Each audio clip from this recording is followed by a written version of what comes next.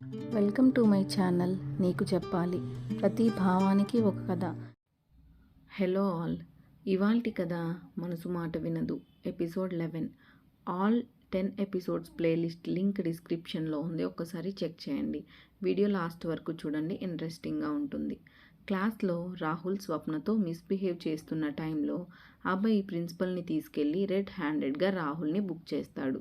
స్వప్న problem తెలుసుకున్న అభయ్ ఏం చేయాలి, ఎలా ఆ రాహుల్ గాడికి బుద్ధి చెప్పాలి, వాడు స్వప్న వంక చూడాలంటేనే భయపడేలా చేయాలి అని తనలో తాను అనుకుంటూ ఉండగా అభయ్కు ఒక ఐడియా వస్తుంది.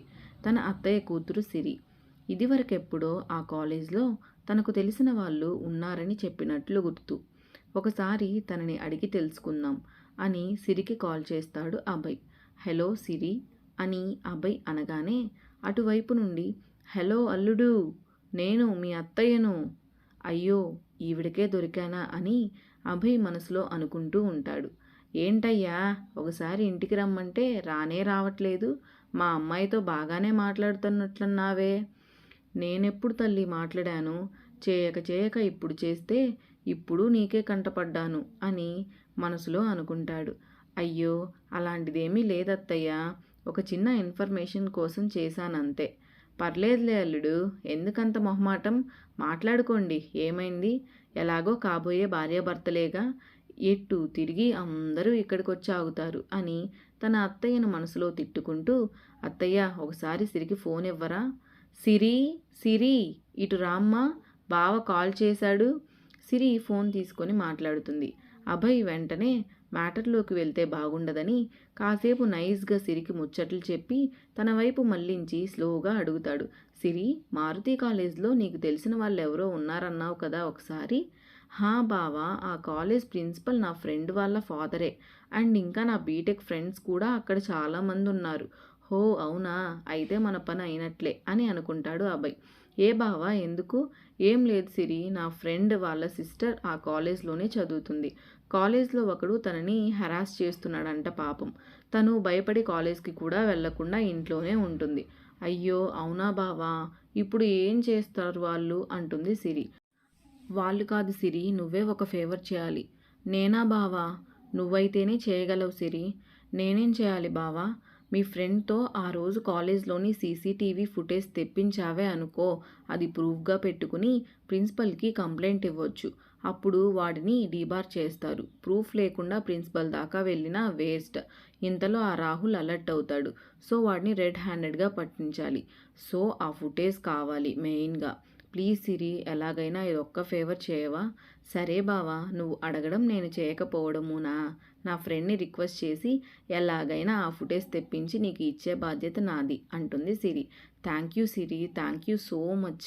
మరుసటి రోజు సిరి తన ఫ్రెండ్ను రిక్వెస్ట్ చేసి ఆ ఫుటేజ్ రికార్డ్ చేసి అభయ్కు పంపుతుంది. అభయ్ స్వప్నకు ఒక ప్లాన్ చెప్పి, నేను చెప్పినట్లుగా చెయ్యి, నీకు ఎలాంటి ఇబ్బంది రాదు అని చెప్తాడు.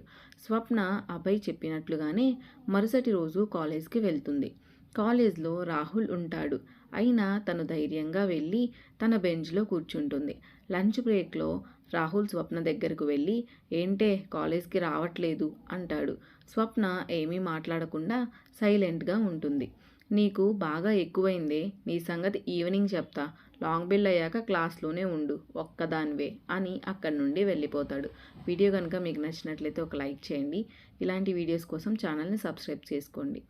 ఈవినింగ్ లాంగ్ బెల్ అయ్యాక స్వప్న అభయ్ అనుకున్న ప్లాన్ ప్రకారమే స్వప్న ఒక్కటే క్లాస్లో ఉంటుంది. డోర్ బోల్ట్ కూడా పెట్టడం మర్చిపోయి రాహుల్ స్వప్న మీదికి వెళుతూ ఉండగా అభయ్ ప్రిన్సిపల్తో డోర్ ఓపెన్ చేసి రూమ్లోకి ఎంటర్ అయ్యి రెడ్ హ్యాండెడ్గా రాహుల్ని బుక్ చేస్తాడు. రాహుల్ స్వప్నతో మిస్బిహేవ్ చేసిన వీడియో ఫుటేజ్ కూడా ప్రిన్సిపల్కి చూపిస్తారు. ప్రిన్సిపల్ రాహుల్ని తన్ని తన ఫోన్లో ఉన్న స్వప్న వీడియోస్ని డిలీట్ చేయించి, నీలాంటి వాళ్ళు నా కాలేజ్లోనే ఉండకూడదు, నిన్ను ఇప్పుడే డిబార్ చేస్తున్నాను అని ప్రిన్సిపల్ అంటుండగా స్వప్న, సార్ ఈ ఒక్కసారికి ఎక్స్క్యూజ్ చేయండి, ఈ 3 months ఉంటే స్టడీ కంప్లీట్ అవుతుంది, ఇప్పుడు డిబార్ చేస్తే తన లైఫ్ మొత్తం స్పాయిల్ అవుతుంది అని స్వప్న రిక్వెస్ట్ చేస్తుంది. ఓకే స్వప్న, నువ్వు చెప్తున్నావు కాబట్టి వెళ్ళరా వెళ్ళు, నువ్వు నాకు ఈ కాలేజ్లో కనిపించకు, ఎగ్జామ్స్ అప్పుడు వచ్చి ఎగ్జామ్స్ రాసుకో అని చెప్తారు ప్రిన్సిపల్. రాహుల్ వీళ్ళ మీద పీకల్లోతు ద్వేషంతో అక్కడి నుండి వెళ్ళిపోతాడు. ప్రస్తుతానికైతే రాహుల్ పీడ విరగడైనట్లయింది. Thank you for watching. Hope you like this video. ఈ వీడియో కనుక మీకు నచ్చినట్లయితే లైక్ చేయండి, షేర్ చేయండి, సబ్స్క్రైబ్ చేయండి.